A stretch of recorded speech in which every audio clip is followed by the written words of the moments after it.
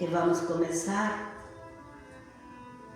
com o capítulo que hoje nos corresponde, do Evangelho segundo o Espiritismo, que podemos ademais repassar e reviver e, como pedimos aqui, reinterpretar em nossos lares.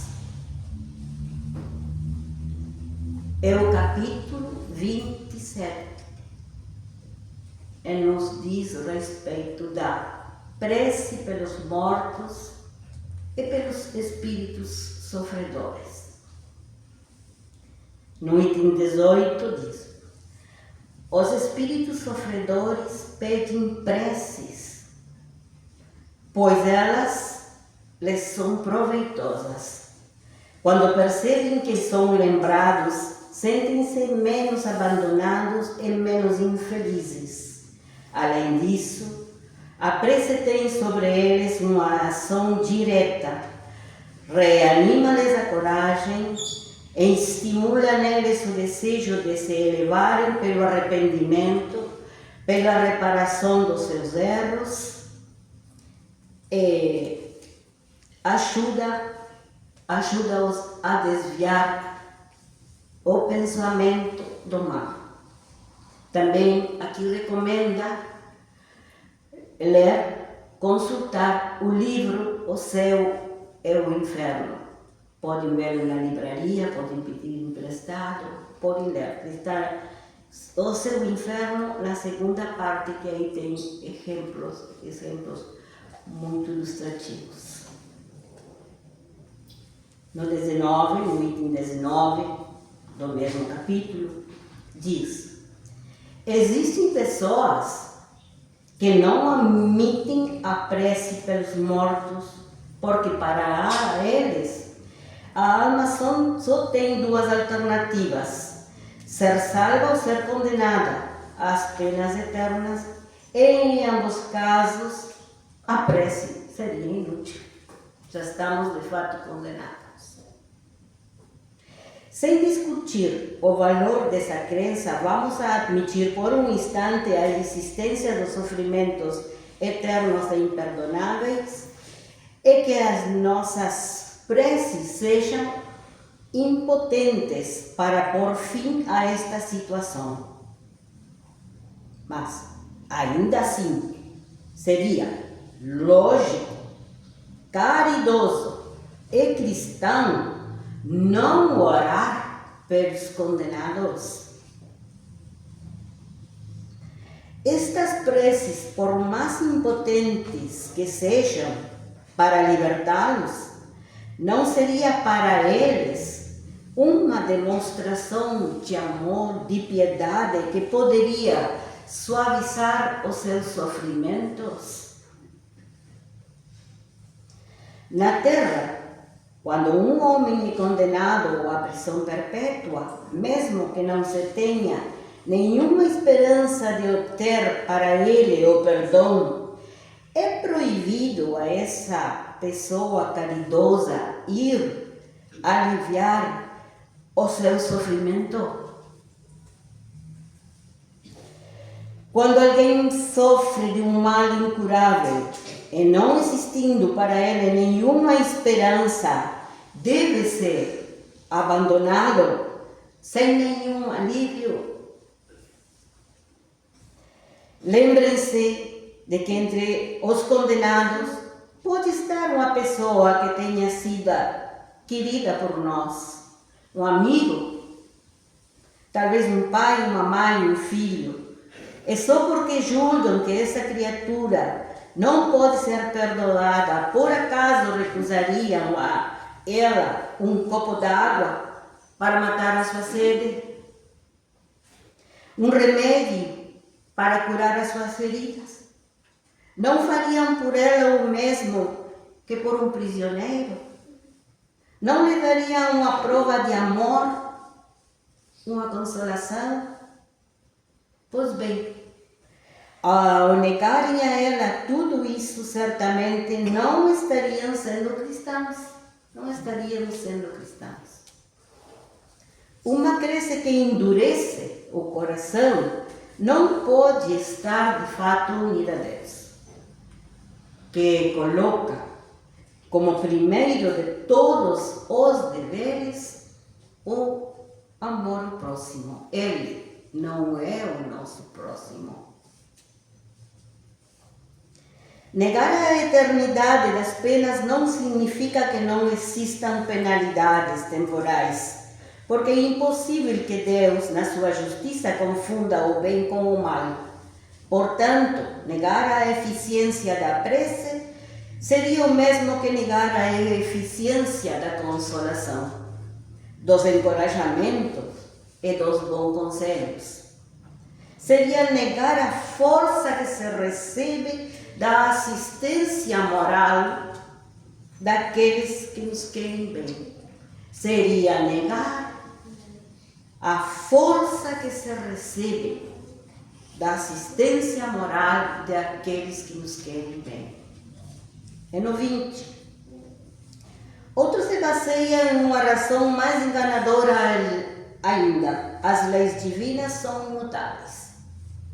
Deus, dizem, não pode modificar as suas decisões a pedido das criaturas, pois nesse caso, nada seria estável no universo.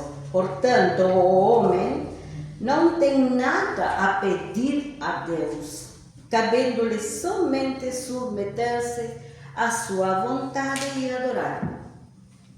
Será assim tão elementar. Existe nessa ideia um desconhecimento completo quanto à imutabilidade das leis divinas, principalmente no que diz respeito às penas eternas, pois a lei não trata em momento algum do estabelecimento de uma duração eterna, é irreversível para as penas. Os espíritos superiores, aproveitando que o homem hoje está mais maduro, vem nos revelar aquilo que, na fé, de acordo ou não com estes ensinamentos divinos, vem demonstrar. Vem revelar também que a duração das penas está ligada diretamente ao comportamento do espírito, cabendo a este aumentar ou diminuir o tempo do seu sofrimento, das suas penas. Segundo o dogma da eternidade absoluta das penas, não são levados em conta a favor do culpado nem seus remorsos, nem o seu arrependimento. Para ele, todo desejo que tenha de melhorar seria inútil.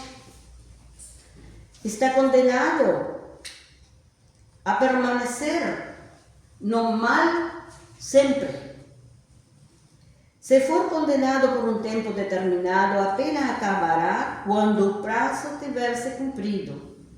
Mas quem poderá afirmar que ele mudou para melhor seus sentimentos?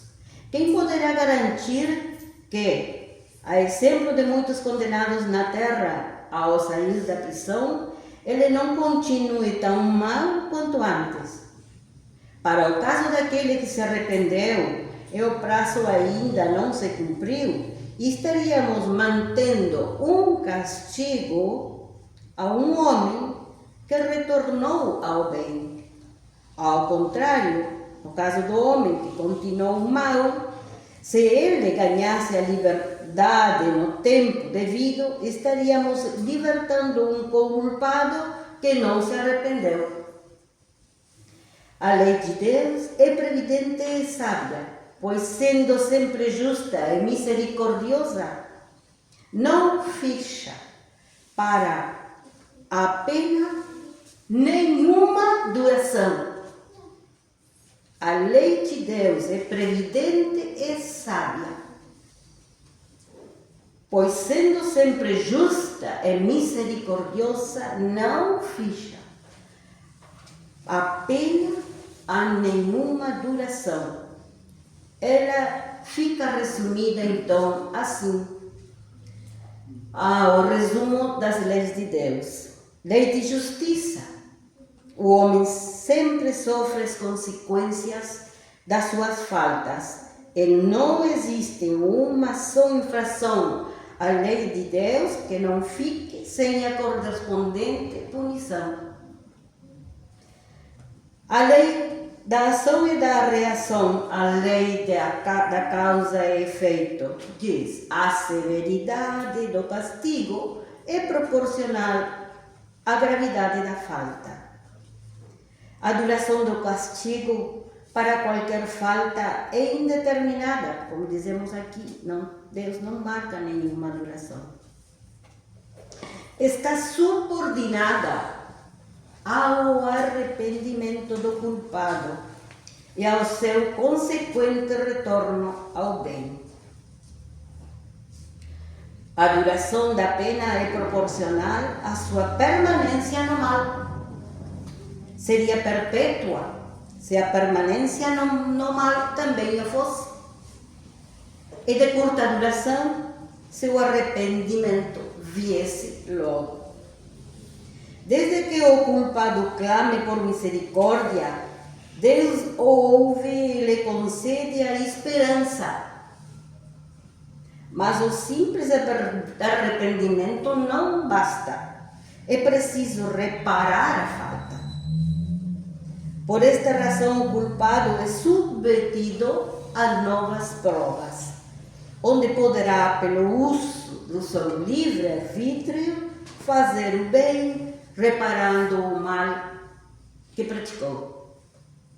Assim, o homem é constantemente o juiz da sua própria sorte. Ele pode abreviar o seu suplício ou prolongá-lo indefinidamente. E a sua felicidade ou sua desgraça depende da sua vontade de fazer o bem.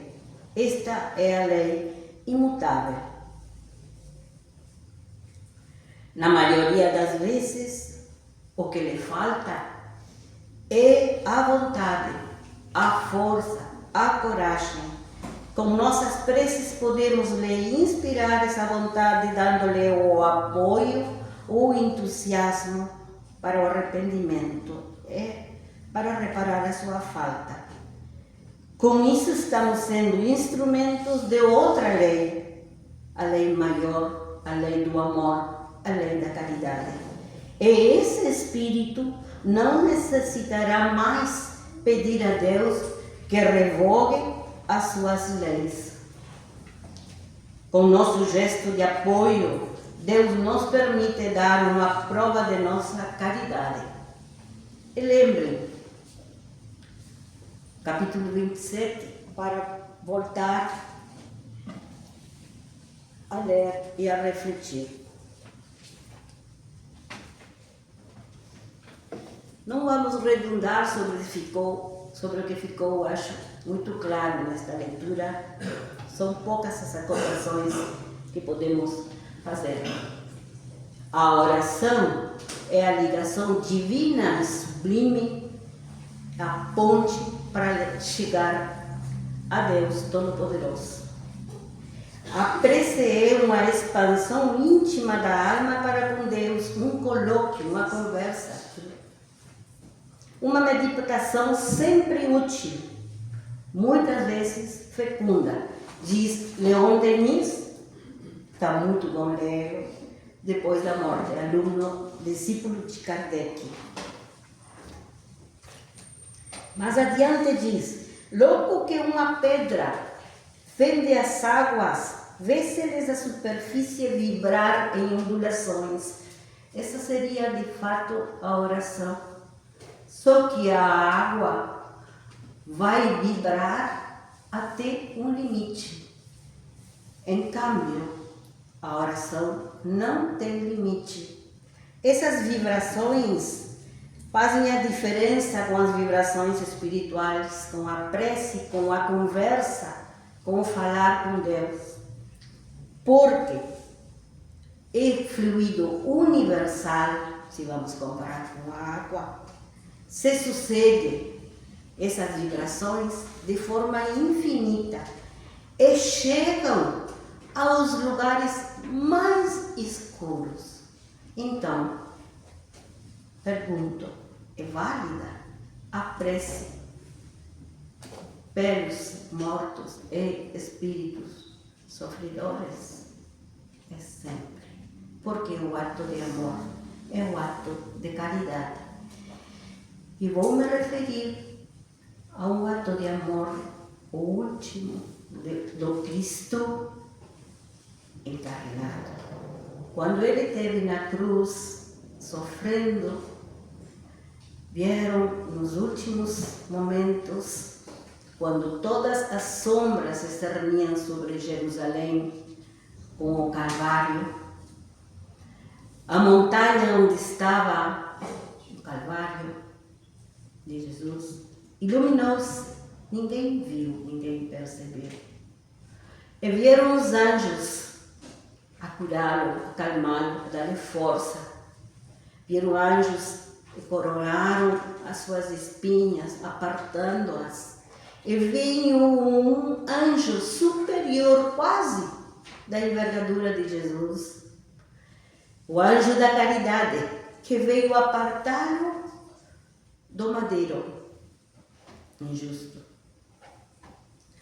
E viu nas últimas respirações de Jesus que ele balbuciava algo, notando que não foi a última prece ao seu Pai, quando disse: Pai, perdoa-lhes, porque não sabem o que fazem. Não foi esse o último desejo, nem o último pedido de Jesus. Ele pediu ao anjo: vai e auxilia a Judas Iscariote. Tremendo, é? Judas, vendo o erro que tinha cometido, sendo enganado pelos fariseus, corre desesperado, vendo o Calvário que tinha sometido o seu mestre, joga as 30 moedas e pede que aceitem para arrumar, para ajeitar algo. Jesus estava já expirando, não tinha retorno da dor que ele tinha causado. E Jesus pede que vajam ajudá-lo. Ele comete suicídio. O anjo vai, conduz, Judas. Jesus, depois da sua desencarnação, está com ele 3 dias a consolá-lo, aquele espírito desesperado, até anestesiá-lo, diz. Essa palavra diz o espírito de Humberto de Campos na psicografia feita por Cândido Xavier. Então, volto a dizer, a oração por nossos seres queridos, por os espíritos desesperados, que se tornarão talvez obsessores, é válida, é validez. Quem nos ensinou? Quem ensinou a oração por nossos amigos, mas as preces também por nossos inimigos? Por último, lembrando as palavras de Vale com Joana de Ângeles, lembrem sempre, não existe a morte, só vida. E inverte e diz, morte é quando estamos vivos, atrapados no corpo. Liberdade e vida é quando somos espíritos eternos. E vamos fazer uma prece breve pelos mortos de orgulho, pelos mortos de inveja, pelos mortos de egoísmo, de vaidade, de desilusão, de ciúmes, de revolta e de vergonha. Por os mortos de paixão, pelos mortos de ódio. Em tuas horas de recolhimento, ora por eles, com fé, com compaixão, na certeza de que largaram o corpo físico no silêncio do túmulo e embora permanecem vivos no mundo espiritual, ainda estão mortos para a realidade ou às vezes para nós. Mas para Deus nunca. A vida é sempre vida. Te agradecemos, Jesus, por este estudo. Ajuda-nos a compreendê-lo, a pôr-lo em prática, a vigiar nossos pensamentos, a ser caridosos com os nossos irmãos mais fracos, mais necessitados. Jesus, que a caridade ilumine as nossas vidas, que possamos pôr em prática sempre. Gratidão, Jesus, Mestre maior. Que assim seja.